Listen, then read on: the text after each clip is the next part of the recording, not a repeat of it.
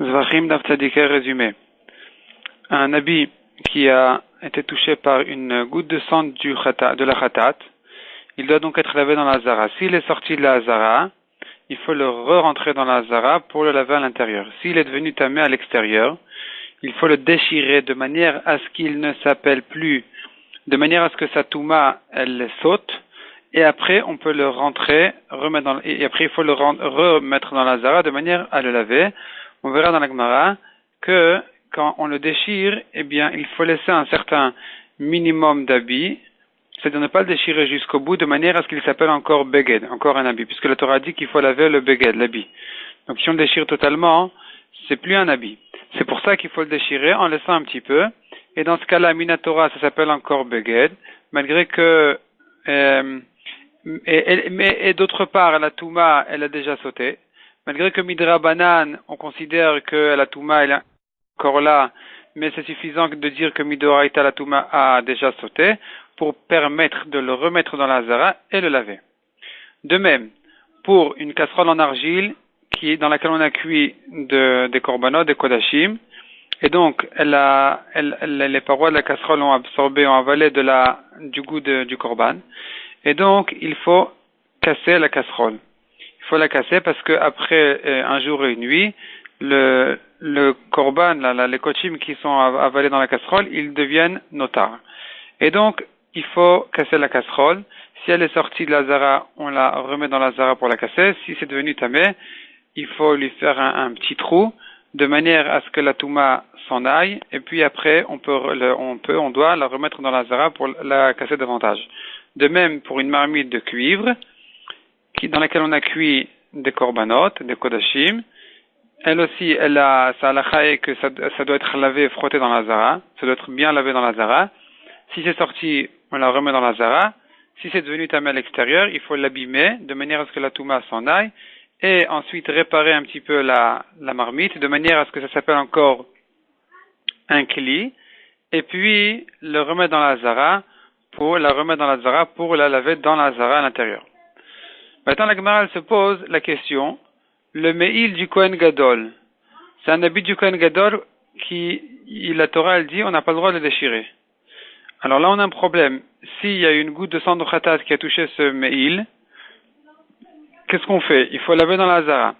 S'il est sorti de la zara et qu'il est devenu tamé à l'extérieur, ici on n'a pas le droit de le déchirer pour que la touma s'en aille et le remettre dans la zara. Donc d'une part, on doit laver dans la zara. D'autre part, on ne peut pas rentrer dans la zara à cause de la touma. Que faire?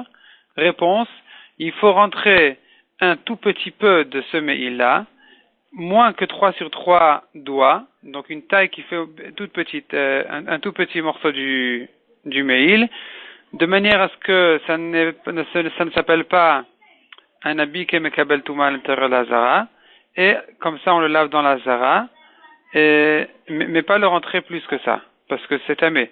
Donc on ne peut rentrer qu'un tout petit peu de ce me'il-là, que là où il y a le sang, pour le laver à l'intérieur de la zara. Et le reste du me'il reste à l'extérieur avec sa touma. La Gemara demande une question générale. Pour laver les habits qui ont été touchés par le sang de la khatat, il faut amener, on a une liste de 7 choses, 7 sortes de savons et de produits qui lavent bien les habits. Et un de ces produits-là, la halakha est qu'on n'a pas le droit de le mettre dans la zara, c'est pas kavod pour la zara. Comme on dit dans la Ktoret, en machnisin meraglaim bamikdash mipnei kavod. On peut pas rentrer ça dans le Bet Hamikdash à cause du kavod du Bet Hamikdash. Or, ça fait partie des produits qui sont obligatoires pour laver, et on peut même pas les mélanger avec les autres produits parce qu'il faut faire chacun séparément. Donc, comment on fait? Répond la Gemara, il le mélange avec de la salive de quelqu'un à jeun, et comme ça, il y a moins le problème de kavod, et c'est quand même suffisamment fort pour nettoyer le sang de la khatat. Et donc de cette manière-là, on peut et on doit laver l'habit. Deuxième sujet. Ici on passe au halachot qui concerne les kelim dans lesquels on a cuit des kodashim.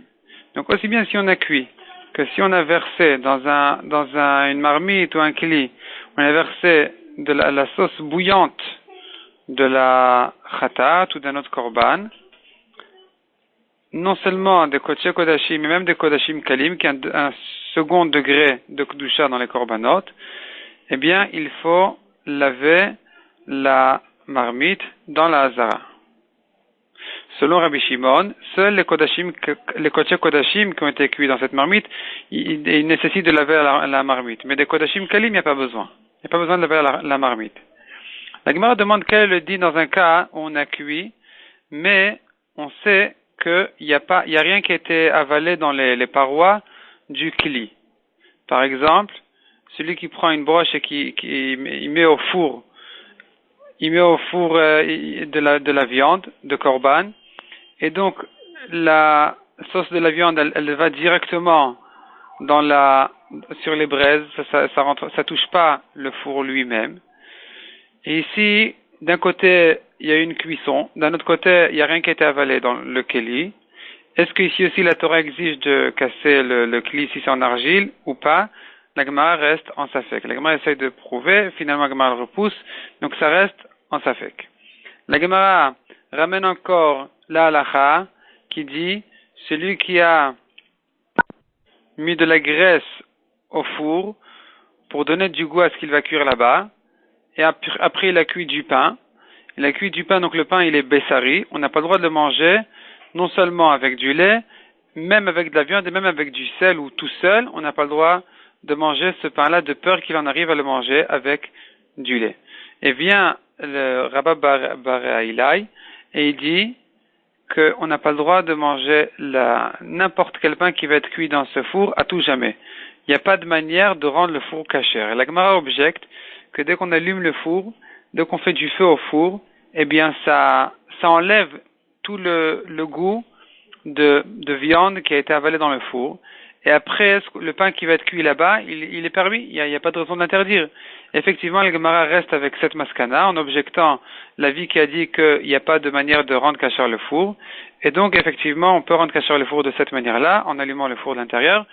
Et c'est comme ça qu'après, on peut l'utiliser pour cuire ce qu'on veut. La Gemara demande si c'est comme ça, pour quelle raison a dit Rav que les marmites de Chametz, une fois que Pessah est passé, donc on ne les a pas utilisées pendant Pessah, et quand même, puisqu'elles ont du goût de Chametz, chez Avar Alav Pessah, donc Pessah est passé sur ces marmites-là qui ont dans les parois du Chametz, eh bien elles sont interdites et on ne peut pas les rendre cachères. Et la question se pose, pourquoi est-ce que Rav les a interdits? Pourtant, d'après ce qu'on a vu, que d'après la maskana qu'on vient de voir maintenant, qu'on peut allumer le four de l'intérieur et ça le rend cachère, c'est un liboun. Ici aussi, on devrait pouvoir faire la même chose. Pour ces casseroles-là, on devrait pouvoir leur faire liboun et au feu, les rendre cachères, enlever tout le chametz qui était avalé dans les parois. Répond la Gemara deux réponses. Soit, Rav pense que c'est que dans les métaux, donc que dans des marmites en métal, qu'on peut faire ce liboun-là en question au feu, pour les rendre cachères, mais en argile, ça marche pas. Deuxième réponse, c'est de dire qu'effectivement, même pour l'argile, ça marche, mais c'est que pour un four en argile qui est allumé de l'intérieur, et donc la force du feu est telle qu'elle peut enlever toutes les bliotes, tout le issour qui a été avalé dans les parois du four. Tandis que les casseroles, on les allume en dessous de la casserole, donc de l'extérieur de la casserole. Et ça, c'est insuffisant pour enlever les bliotes qui ont été avalés, pour enlever le issour qui a été avalé dans les parois de la casserole. C'est pourquoi a dit Rav qu'il n'y a pas de manière de rendre ces casseroles-là cachères.